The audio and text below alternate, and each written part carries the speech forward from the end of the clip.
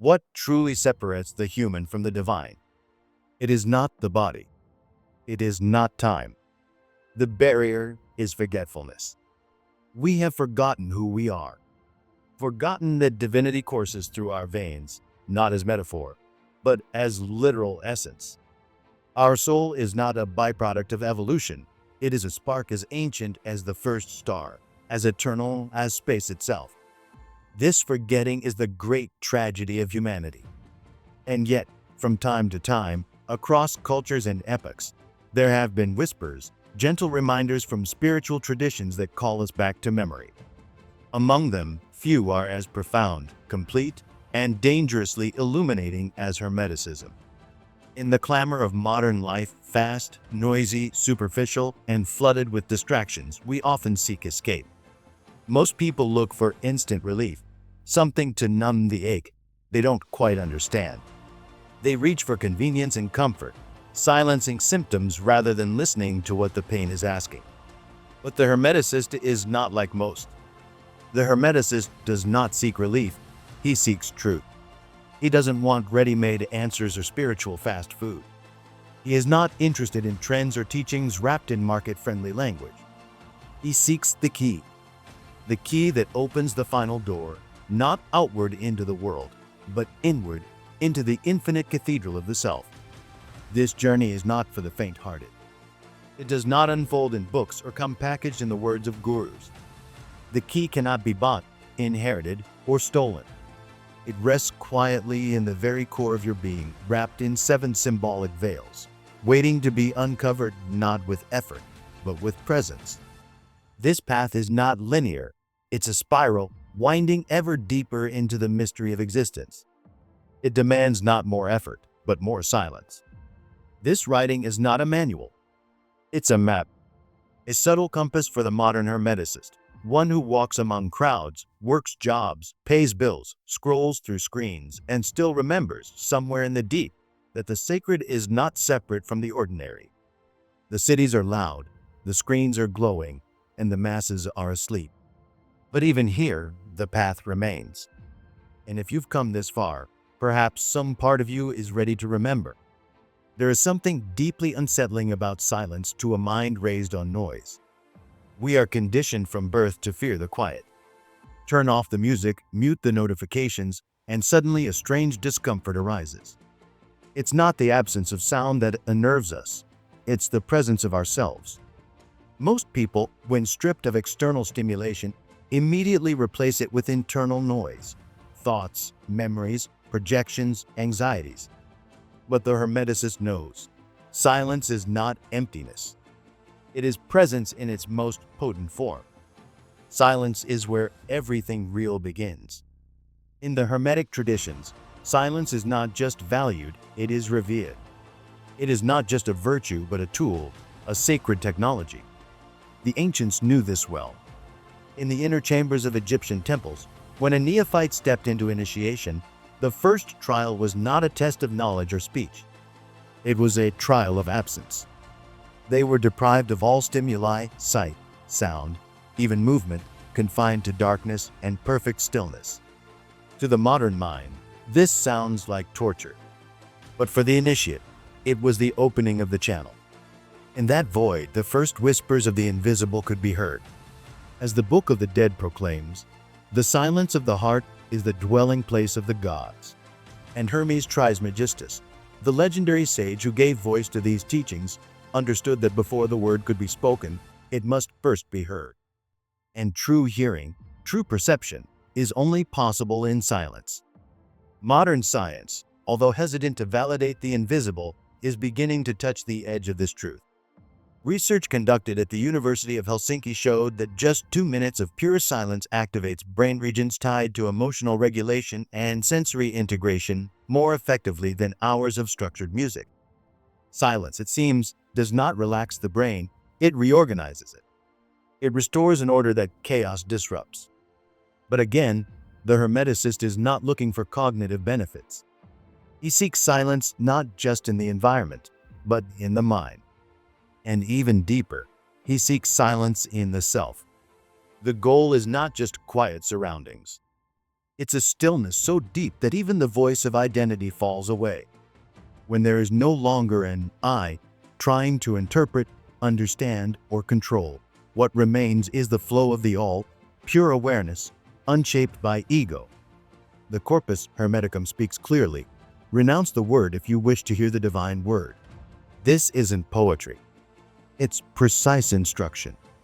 The voice of God, the whisper of gnosis, cannot enter a mind already full of itself. To walk this path today is to deliberately carve silence out of chaos. Not to run from the world, but to commune with its source. Silence becomes a practice, an invisible ritual. The Hermeticist begins to treat moments of stillness like sacred altars. He wakes not just to begin his day, but to listen. He walks without music, eats without distraction, gazes without naming. Over time, silence ceases to be a time of day. It becomes a way of being. The mind may speak. The body may move. But within, the center is still. And from that center, the real work begins. Before we spoke of bodies as machines, we saw them as temples. Before temples, we saw them as mirrors, reflections of the cosmos, containers of the sacred. Hermeticism never shunned the body. It revered it.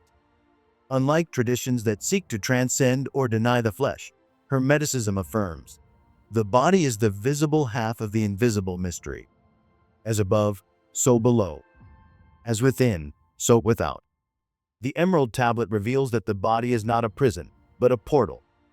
A sacred vessel in which divine laws take on shape and movement. The heart is the inner sun. The blood is living memory. The breath is spirit in motion. This isn't symbolic language, it's metaphysical fact. The body is the microcosm, the entire universe folded into flesh. Yet, how do we honor this vision in a world that treats the body as a tool for production, or at best, a canvas for vanity? The Hermeticist answers by reconsecrating the body, not through elaborate rites, but through presence. Every act becomes a ritual. Eating becomes an offering. Stretching becomes a prayer. Rest becomes a gift to the spirit dwelling within. It's not about perfection. It's about participation. Every moment is a chance to align body, mind, and soul. Alchemy teaches that transformation needs a vessel. A pure, sealed container where fire can do its work. That vessel is the body. And if the vessel is toxic, distracted, or split, transformation cannot happen. Paracelsus, the great Hermetic alchemist, wrote, "The body is the laboratory of the spirit. In that lab, the blood is mercury. Breath is fire. Food is base matter for alchemical refinement. Even sleep plays a role. It is the dissolution stage, where the ego softens and the unconscious opens." Modern science is now discovering echoes of this. Epigenetics shows that emotion and thought affect gene expression. Neurobiology confirms that breath can shift mental states. We are energy, frequency, light, and the ancients knew it. They called it prana, pneuma, ruch, the breath of the gods. Spirit in the air. For the Hermeticist, breath is the first ritual. Before any word is spoken, breath must set the field. Not shallow, anxious breathing, but full, deep, conscious inhalation. With every breath, the inner channels open. With every breath, the subtle body realigns. This breath is not ordinary. It is invocation. It is the wind of the all entering the temple of form. The body, then, is not just flesh. It is earth in bone, water in blood, fire in impulse, air in breath, ether in awareness. These 5 elements dance within us, forming the alchemical structure of human life. To understand the body as a temple is to understand that everything we consume, food, thought, emotion, is a sacred offering. There is no spiritual path that bypasses the body. There is no transcendence without conscious incarnation. Hermes Trismegistus reminds us again and again, all is one, and the one reveals itself in all. The first place this revelation happens is in this body, this fragile, mortal, temporary house, this portable altar, this clay chalice that, when purifying, can contain the wine of the gods. So the Hermeticist walks the world unseen. Amidst traffic and noise, bills and deadlines, he tends the inner flame. He breathes with reverence, moves with purpose, speaks with intention. Not because he is superior, but because he remembers. He remembers what we have forgotten. In the Hermetic tradition, the mind is not the enemy of the spirit, but neither is it the spirit's natural friend. The mind, in truth, is neutral, capable of soaring insight or destructive delusion. And that neutrality makes it dangerous. It is a wild field that, if left untended, can grow into a jungle of confusion, echoing voices that are not our own. To live as a Hermeticist is to reclaim sovereignty over this field. It is to step back into the position of rightful gardener and begin again to shape the landscape of thought. The Kybalion opens with the law of mentalism. The all is mind, the universe is mental. This statement is not just philosophical, it's transformational. It's not an invitation to think harder or to overanalyze the nature of reality. It is a direct call to supreme responsibility. If everything is mind, then the way we think shapes the very fabric of what we experience. We are not passive observers. We are participants in the weaving of the world. At this level, reality becomes a mirror. And like all mirrors, its clarity depends on its cleanliness. But the modern mind is rarely clean. It's clouded, fogged up with the noise of endless distraction, with inherited beliefs never questioned, with memories we've never digested, and desires we've never truly understood. We think we are thinking, but most of the time we are simply reacting. The mind becomes like a house overtaken by guests we never invited, thoughts, fears, doubts, who speak loudly and act like they own the place. Meanwhile, the true owner of the house, the self, has forgotten his authority. To follow the Hermetic path is to awaken that inner master. It is to remember the ownership of consciousness, to walk the rooms of the mind with intention. It is above all to observe, to look without judgment, but also without blindness. Like an initiatic gardener, the Hermeticist watches for the weeds, not to hate them, but to know when and how to pull them. This observation alone is transformative. For in the act of seeing clearly, we begin to shift what we see. Awareness becomes alchemy. Silence is the soil of this inner garden. Without silence, nothing can root. But silence alone is not enough. Discernment must follow, the sacred art of choosing the right seeds to plant, the right thoughts to nourish. This is where the mind begins to evolve from a passive mirror to an active sword. The mirror reflects. The sword defines. The sword cuts through illusion, separates truth from falsehood, clears space for what is real. The Hermeticist does not use the mind to chase endless knowledge, but to pierce veils about the self, about the world, about the divine. Plato, heir to Hermetic and Pythagorean currents, taught that the soul must remember, that all true knowledge is, in fact, remembrance. The purpose of the mind in this work is not accumulation, but purification. It is not a library, it is a lens that, when clean, reveals the light beneath the surface of things. The Hermetic mind is clarity, not clutter. It is depth, not data. And reason, contrary to popular misconception, is not rejected on this path. It is refined. Reason, when tempered by silence and guided by intuition, becomes an ally of spiritual insight. Hermes, the thrice great, did not divide the rational and the spiritual, he integrated them. But reason must never rule. It must serve.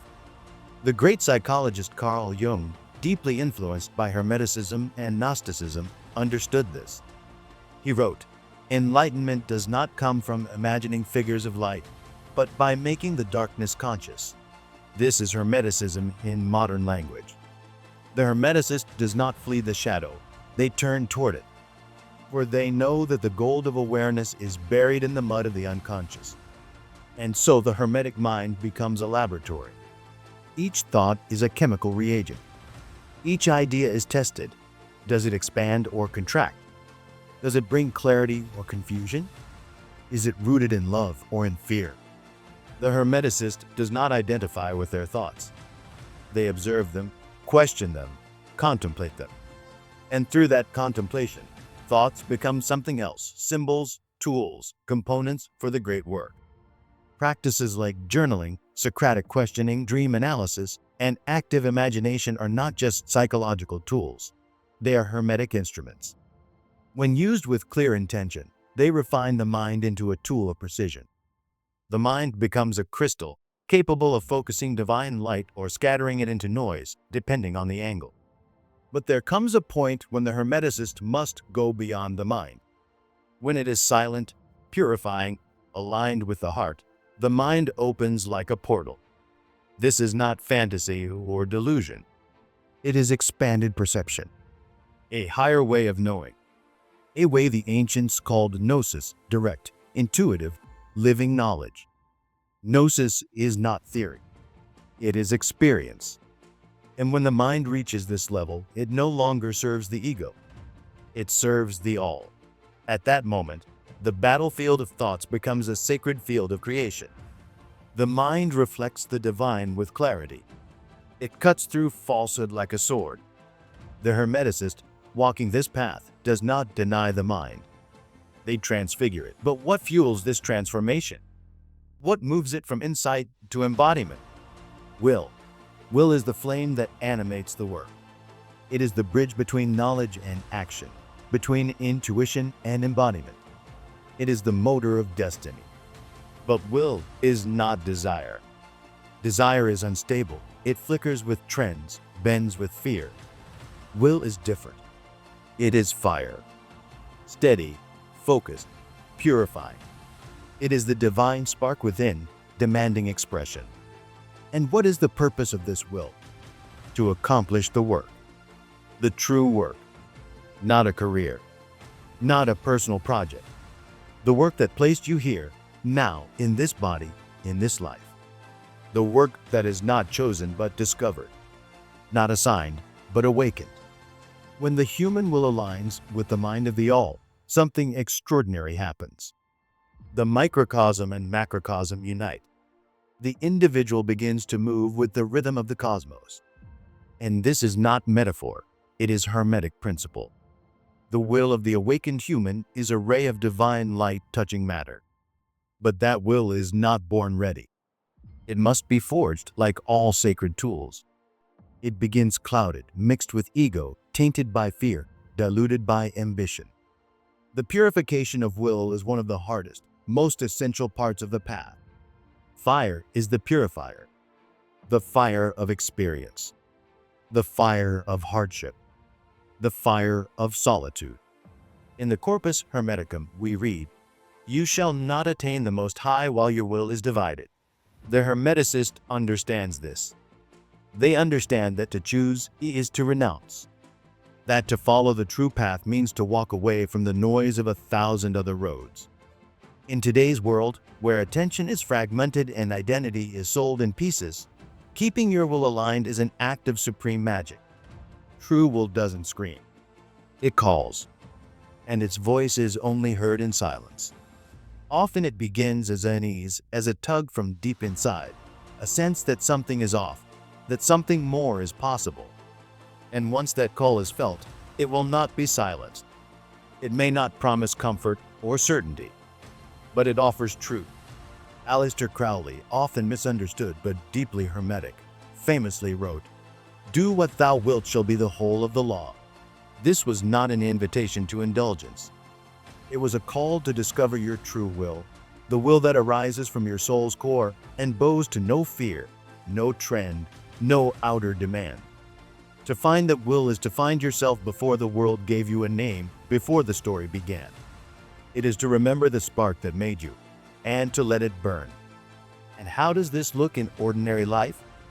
Through the work. For the Hermeticist, life is not a collection of experiences. It is a crucible. Every moment is raw material. Every challenge, every success, every loss, every encounter. Nothing is wasted. Everything is part of the great work. This does not mean controlling life. It means collaborating with it, creating alongside it. The Hermeticist's actions may be quiet, invisible to most, but their impact is real. Their presence changes the air.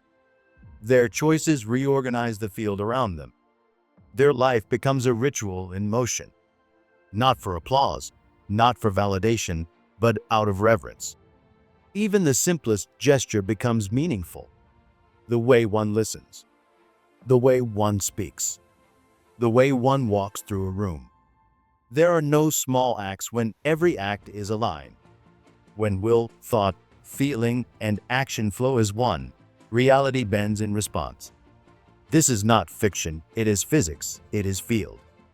Coherence is not just spiritual, it is energetic. The HeartMath Institute has shown that intention, when aligned with emotion, shifts not just inner states, but the electromagnetic field around the body. The field of will is real. And when coherent, it organizes reality like a magnet shapes iron filings. The Hermeticist, aligned in this way, does not need to push. They attract. They do not force change, they embody it. And once will is fully purifying, it stops seeking to conquer. It becomes offering. It no longer strives to dominate, it longs only to express the divine. Life becomes the work, not metaphorically, but hermetically. This is the great work, the magnum opus. To transmute lead into gold, density into light, flesh into flame. The Hermeticist is not the one who knows the most secrets. He is the one who has aligned his entire being with one truth and lives it. And so he walks the world not as a master above it, but as one who redeems it. He does not flee matter. He consecrates it. He does not deny the world. He transforms it. Because he knows. The Spirit only reveals its fullness when fully incarnated. In the end, the true Hermeticist does not seek to escape life. He seeks to transfigure it.